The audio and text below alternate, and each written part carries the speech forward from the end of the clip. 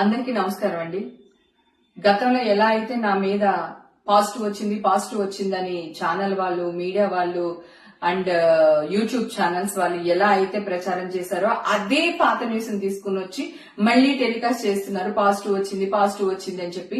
ఇంకా charge sheet నేనే చూడలేదండి. ఇంకా చార్జ్ షీట్ నా చేతికే రాలేదు. సో అలాంటిది మీ చేతికి ఎలా వచ్చింది? మీరు ఇలాంటి న్యూస్ ఎందుకు స్ప్రెడ్ చేస్తున్నారో నాకు అర్థం కావట్లేదు. నేను చాలా ప్రయత్నిస్తున్నాను. ఈ మధ్య కాలంలో ఎన్టీవీలో మళ్లీ న్యూస్ యథావిధిగా చేస్తున్నారు. ఎన్టీవీతో నాకున్న ప్రాబ్లం ఏంటంటే అక్కడ క్రైమ్ రిపోర్టరు రమేష్ వైట్లా అని చెప్పి ఆయన ఉన్నారు. లాస్ట్ టైం కూడా పుడింగ్ ఎలిమెంట్ విషయంలో కూడా ఇట్లానే రాంగ్ న్యూస్ వేశాడు అతను. నేను ఎన్టీవీకి వెళ్ళాను, అక్కడ ఎవరు లేరండి, చౌదరి గారు రాలేదన్నారు. సరే అండి అని చెప్పి అతని నెంబర్ తీసుకుని ఆయనకి ఫోన్ చేశారు, రమేష్ వైట్లకి ఫోన్ చేసి, ఏమండి నేను లేను అక్కడ, నా న్యూస్ వేయకండి ప్లీజ్, నా పేరు తీసేయండి అన్నా. మాకు పోలీసులు ఇచ్చారు, మేమెందుకు తీయాలని కొంచెం గట్టిగానే అరిచాడు ఆయన. అరిస్తే సరేనండి నేను మాట్లాడుతున్నాను, మీరు అరుస్తున్నారు, సరే మీరు ఎక్కడున్నారు చెప్పండి, నేను అక్కడికి వచ్చి మాట్లాడతాను అన్నా. Okay, Banjara hills police station దగ్గర ఉన్నాను రండి అన్నాడు. సో నేను ఇమ్మీడియట్ గా call Banjara hills police station కి వెళ్ళాను. వెళ్తే అక్కడ అతను లేడు. అక్కడ వాళ్ళందరినీ అడిగే మీడియా వాళ్ళని, ఏమండి రమేష్ వైట్ల ఎక్కడున్నారు అంటే లేదండి వెళ్లిపోయారు అన్నారు. అంటే నేను వస్తున్నాను అని చెప్పిన తర్వాత కూడా అతను అక్కడి నుంచి వెళ్లిపోయాడు. ఓకే, తర్వాత నేను అక్కడ అరిచాను, ఎట్లా ఎన్టీవీ వాడు న్యూస్ వేస్తాడు నా పైన, నేను అక్కడ లేనని చెప్పేసి అడగడం జరిగింది. అది మీ అందరికీ తెలుసు. ఇప్పుడు కూడా అదే విధంగా మొన్న ఒక అతను ఫోన్ చేశాడు, ఎక్కడి నుంచి, ఎన్టీవీ నుంచి మాట్లాడుతున్నామండి, రమేష్ వైట్ల గారు మీకు ఫోన్ చేయమన్నా, నేను వాళ్ళ అసిస్టెంట్ ని అని అన్నాడు. ఓకే ఏంటమ్మా అని అడిగా. అంటే అదే మేడం ఏంటి విశేషాలు, ఏంటి ఈ న్యూస్ గురించి మాట్లాడదామని ఫోన్ చేశానంటే నేను అన్నా, ఇప్పటి వరకు నన్ను అడిగి న్యూస్ వేశారా, మీ ఇష్టం వచ్చినట్టే వేస్తున్నారు కదా, నాకైతే నేను తీయించుకున్నది నెగిటివ్ వచ్చింది, అక్కడ కూడా నెగిటివ్ వచ్చింది, అయినా మీకు కోటిది వద్దు నాది వద్దు, నేనే మీ దగ్గర వస్తాను ఎన్టీవీకి, మీరు నా టెస్టులు చేయించండి, చేపిస్తే ఒకవేళ పాజిటివ్ వచ్చింది అనుకోండి మీ కాల్ పట్టుకుని క్షమాపణ అడుగుతాను, అదే నెగిటివ్ వచ్చింది అనుకోండి మీరేం చేస్తారో చెప్పండి అని చెప్పి నేను గట్టిగానే మాట్లాడానండి అతనితో. మాట్లాడితే అది కాదు మేడం, ఇది కాదు మేడం అని చెప్పేసి అతను ఫోన్ పెట్టేశాడు. ఓకే, ఇమ్మీడియట్ గా నేను ఛాలెంజ్ చేయగానే ఛాలెంజ్ యాక్సెప్ట్ చేయకుండా పెట్టేశారు. కట్ చేస్తే మళ్లీ సేమ్ హేమకి డ్రగ్స్ తీసుకుంది, దానికి ఇవి వచ్చింది, మళ్లీ పాజిటివ్ వచ్చింది అనే వేస్తున్నారు. నేను ఎన్టీవీ చౌదరి గారు నమస్తే అండి, లాస్ట్ టైం కూడా మిమ్మల్ని కలవడానికి వచ్చాను, నాకు కుదరలేదు సార్, నేను మీకు కోర్టు వద్దు, నా టెస్టులు కూడా వద్దు సార్, ఎవరిని నమ్మదు, కోర్టులో వచ్చింది కూడా నమ్మకండి, నన్ను కూడా నమ్మకండి, నేను మీ దగ్గరికి వస్తాను చౌదరి గారు, మీరు నాకు టెస్టులు చెప్పించండి.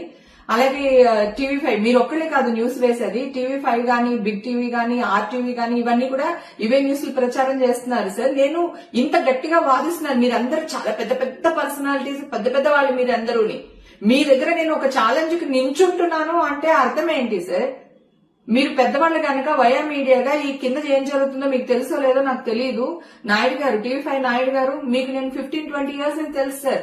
గతంలో మీ ఇంటి పార్టీస్ కూడా నేను వచ్చాను, ఫంక్షన్స్ కి వచ్చాను, మీకు నా గురించి బాగా తెలుసు సార్, నేను ఎలాంటి దానిలో తెలుసు. రాత్రికి ఇంత మర్యాద రాలేదు సార్, హేమక్కని బిరుదు రాలేదు నాకు. నేను వాదిస్తూనే ఉన్నాను సార్, మా ఇంటికి వచ్చి బిర్యానీ పెట్టి లైవ్ లోకి వెళ్తే కూడా వాదిస్తుంది, బొకాయిస్తుంది అని వేశారు. నా టెస్ట్లే లేవండి, నేను ఇప్పుడే ఇస్తున్నాను, మీరు ఎలాగ నెగిటివ్ వచ్చింది పాజిటివ్ వచ్చింది అని వేస్తున్నారని అడిగితే ఓవర్ యాక్టింగ్ చేస్తున్నా హేమాని ప్రచారం చేశారు సార్ మీరు. అలాగే రవిప్రకాష్ గారు, మీరు కూడా నాకు చాలా చోట్ల కనిపించారు, చాలా పార్టీస్ లో మనం కలిసాం, డిమానిటేషన్ టైంలో కూడా కలిసాం, నేనేంటో మీకు తెలియదా? అలాగే టీవీ5 యాంకర్స్, ప్రముఖ యాంకర్స్ తో కూడా నేను పార్టీస్ చేశాను, బర్త్డే పార్టీస్ కి అటెండ్ చేశాము, మన సంగీతకి అదే అటెండ్ చేశాము, నేనేంటో మీకు తెలియదా సార్? సో దయచేసి మిమ్మల్ని అందరిని అడుగుతున్నారు, రాధాకృష్ణ గారు, ఏబిఎన్ రాధాకృష్ణ గారు, ప్లీజ్ అండి, మీరు పెద్దవాళ్ళు గనక మీ 4-5 డిసిషన్ తీసుకుని ప్రింటింగ్ మీడియా వాళ్ళని, యూట్యూబ్ మీడియా వాళ్ళని, మీ మీడియా వాళ్ళని ఒక చోట చేర్చుకుని మీరందరు డిస్కషన్ చేసుకుని నన్ను పిలవండి సార్, ఎక్కడికి రమ్మంటారో చెప్పండి, నేను వస్తాను. డ్రగ్స్ అనేది నా బాడీలోనే ఉంటది కదా సార్, నాకు టెస్టులు చేయించండి అంటున్నాను కదా, నేను పబ్లిక్ గా వస్తాను అంటున్నాను. ఒకవేళ పాజిటివ్ వచ్చింది అనుకోండి సార్, మీరు ఏ శిక్ష వేసినా నేను భరిస్తాను, ఆ శిక్షను అనుభవిస్తాను నేను. సరే నాకు నెగిటివ్ వచ్చింది అనుకోండి సార్, మీ పెద్దలందరూ కలిసి ఏం చేస్తారో మీరే నిర్ణయం తీసుకోండి సార్.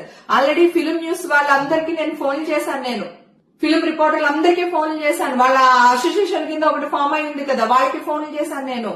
సాక్షి టీవీ స్వప్నతో కూడా మాట్లాడాను, అలాగే డిజిటల్ మీడియాకి సంబంధించి గ్రేట్ ఆంధ్ర మూర్తి గారితో ప్రేమతో కూడా డిస్కషన్ చేశాను. లక్ష్మీనారాయణ ఎన్టీవీ, మన ఇది వరకు మీ టీవీలోనే పనిచేసే వాళ్ళు ఎన్టీవీలో, ఇప్పుడు టీవీ9 కి వచ్చారు, అతనితో మాట్లాడాను, రాంబాబుతో మాట్లాడాను, నాయుడుతో మాట్లాడాను, స్వప్నతో మాట్లాడాను, తర్వాత శేఖర్, వంశీ, మా ఫిల్మ్ న్యూస్ వాళ్ళు ఎవరైతే ఉన్నారో వాళ్ళందరితో మాట్లాడాను. మాట్లాడాను సార్. నాకు టెస్టులు చేయించండి, మీరు ఎక్కడికి రమ్మన్నా వస్తాను, మీరేం చెప్పినా చేస్తాను, ఒకవేళ పాజిటివ్ వస్తే మీ ఇష్టం అని వాళ్ళందరితో కూడా మాట్లాడాను సార్. నేను మాట్లాడిన తర్వాత కూడా ఎగైన్ ఈ న్యూస్లు వస్తున్నాయి. మేమే చూడలేదు సార్ ఇంకా షార్ట్ షీటు, మీ దాకా ఎలా వస్తుంది? ఎవిడెన్సెస్ ఏంటి సార్ నాకు అర్థం కాదు. ఈ న్యూస్లు మీరు వేయడం వల్ల మీ న్యూస్లు చూసి మా అమ్మకి యాంగ్జైటీ అయిపోయింది.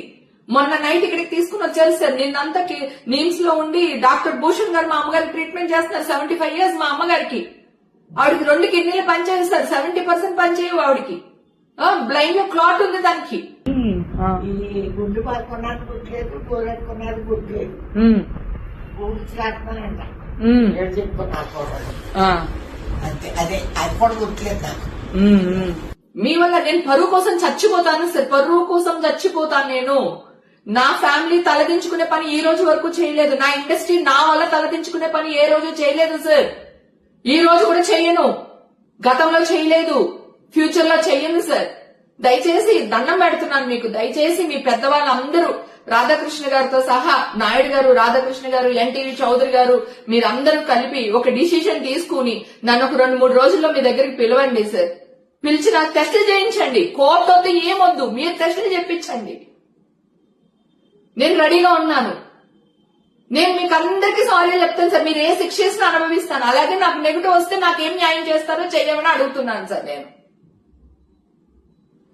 Thank you sir.